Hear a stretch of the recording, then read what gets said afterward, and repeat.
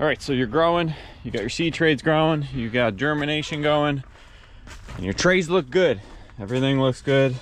Beans look good, some lettuce looks good, cucumbers look good.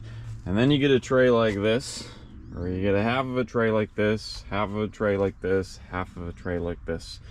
Sometimes germination just does not go. Some seeds work well, some seeds do not work well. It ultimately depends on the seeds that you're using, the types of plants that you're growing, and how you're trying to grow them or how you're trying to get them to germinate. In my case, it's outside, uninsulated greenhouse that struggles with cold weather with warm plants and vice versa. So in this case, I have good germination here, but what happens when you look at germination for a tray like this?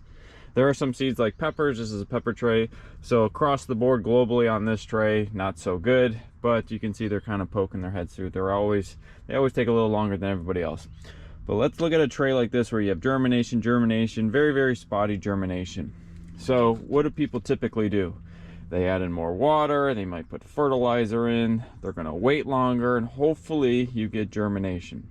I would say from my experience, the first wave of germination is the only wave of germination. Anytime you wait longer, hoping that you'll initiate another wave of germination with whatever else you'll do with heat, light, water, whatever it may be, it typically provides very, very minimal additional growth. So if you do have a tray like this,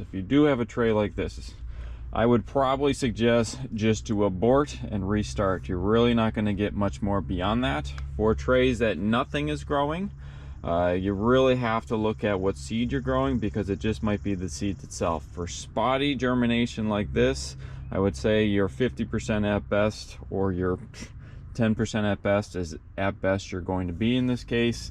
And instead of doing all this other thing and waiting longer, I would just suggest just start over. So get rid of the cells in here and just start all over, because it's really not worth it. You're pretty much not going to go. So whatever you see is pretty much what you're going to get. So that's something to consider when you're doing germination out of seed trays like this.